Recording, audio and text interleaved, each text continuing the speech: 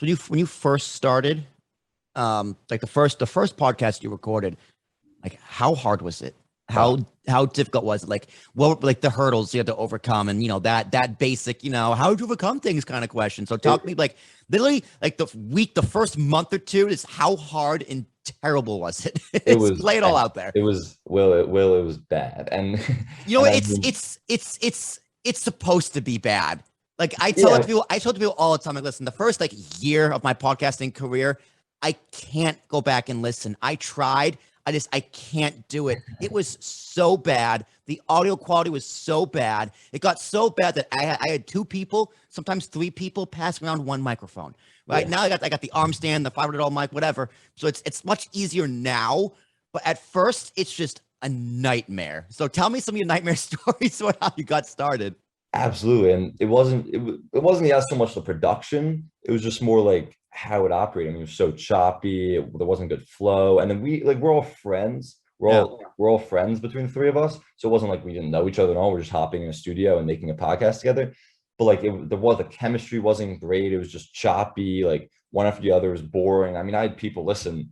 Like I've had people listen to every single episode. Friends of mine, friends of my other co-hosts, and they're like after one, like you guys got a lot of work to do. Like I think you guys will be great, but like they were honest, like you guys had a lot of work to do. So it just wasn't great. But as we went through, it was just like I remember like 8 or 9 episodes in after we were like can you imagine where we were? Like I can't even think about where we were at episode one. Like the flow is great. Like it just feels like natural and easy and all that. And one episode, one of my buddy texted me who wasn't on the podcast but listens to every episode. I was like, that was your best one yet. I was like, it felt it too. Like, and we still have a ways to go. I mean, we're still going to build it out coming very soon. This fall, take a listen to it because it'll be coming out once college football starts very shortly. But yeah, we have ways to go. But compared to where we were at the beginning, I mean, it's ridiculous. And you've been doing this what, like a little over a year? It started last year. Yeah, so it started right around this time, like in the beginning of September last year. Yeah, right around football season, right around even though football season didn't start for the Big Ten, it was still starting. And college football was starting the beginning of September. Yeah. So did you go to the school and be like, hey, we got this idea, or the school kind of say, hey, we have this idea, who wants to do it? No, so it really has nothing to do with the school. It's really just the station, the head of the station offered up because there was no live sporting events to broadcast. Like we should get into podcast ventures. And they had done a little bit before, but not a whole lot, like I said. And so they like, let's get into podcast.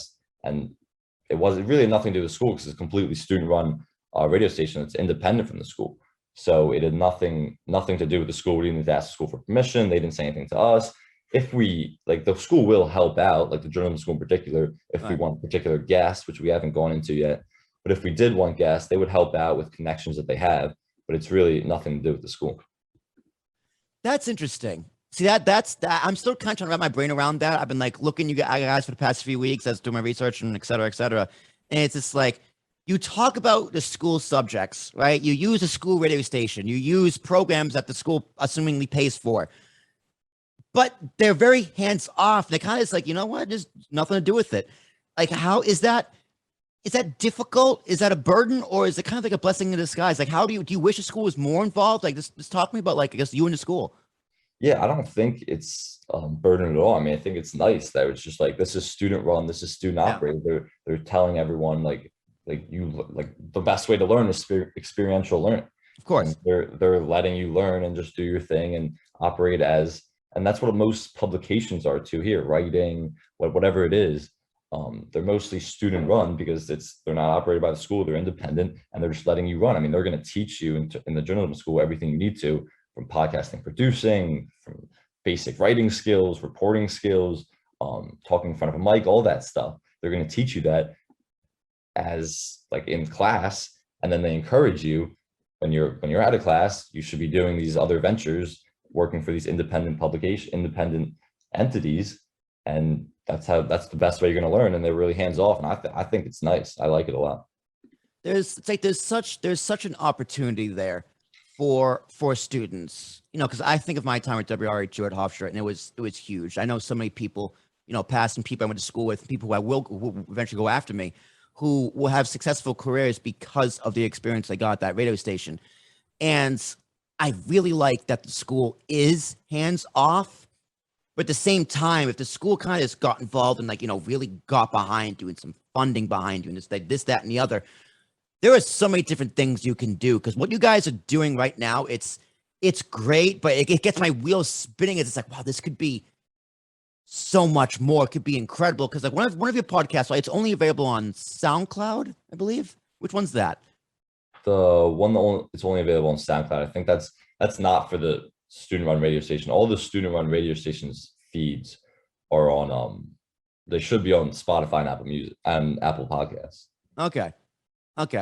Because it's like even with like the Collegiate Chaos, it's part of a network feed. It's like if I type in Collegiate Chaos, right, it doesn't show up anywhere. It's in under the umbrella, but also like it needs to live and breathe on its own. That could be the same thing for all the other podcasts, right? Yeah. So there's so many. It's like the school's like, you guys are doing so good, but it's like, get my hands on, do it, do this. You know what I mean? Like, absolutely, I know what you mean, and there's like the opportunity is obviously there, but I think from the school's perspective, I think they just want practice. They want you to get practice. They want to put you in front of a mic. They want like it's experience. It may not be their intention to grow. I mean, it would be great if it grew, like it went to the moon, but you're here for 4 years and you're going to leave the station and you're going to be there and you're going to be gone when your career here is over. So they're like, all right, this is for practice, for experience. We're not so hell-bent on growing your brand or growing this particular podcast or feed. You know what I mean? Oh, but I totally know what you mean. And they're right. Don't get me wrong. They're right. But at the same time, like if you have students, not teachers, students who build up this major podcast, because you're a Division I school, right? So like people in the country know your football team, your basketball team, right? Like, et cetera, et cetera.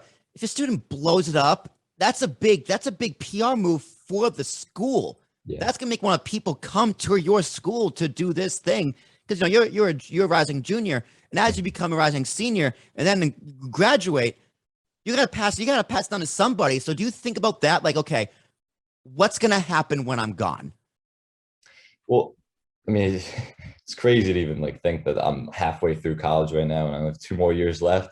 So it's a weird thought, a sad thought, but like in terms of passing it on, I think it's always just been like you put it into the hands of the people behind you, and I don't think it's necessarily going to be like Collegiate Chaos is passed on when that's done. I think it would be more like someone else will have a podcast and grow it themselves and make it big themselves. And just in terms of the school's help, it's not like they're like not helping it at all. If you ever reach out, you have a relationship with the teacher, a relationship with the staff member, and they have connections or they want to do something, I mean, they'll always be more than willing to help. So if you ever want their help, it's not like they're completely hands off. They're right. Just, you really have to reach out. They're not like, you have to reach out for that help. And you have made it officially to the end of the clip. This for discretion. This podcast was really recorded back in late August. So he mentioned in the clip where, college football is starting. That's why. We're just releasing it now because we've been building up all of our shenanigans for season 2. Yeah. But go check us out. Links in the description down below and biggestpodcastsolutions.com. College kids, if you're listening to this and watching this, take notes. I'm serious because you need to get involved and force your school to get involved in the podcasting games. It'll do wonders for you. Put on your resume, convince your school, use the resources, invest in podcasting to invest in yourselves. Good luck. I'm rooting for you. And once you get that luck, and once you get that podcast, hit me up, will@apspodcast.com, and I'll get you on the Ambiguous Podcast Solution to show you a little bit of love. Until next time, good luck.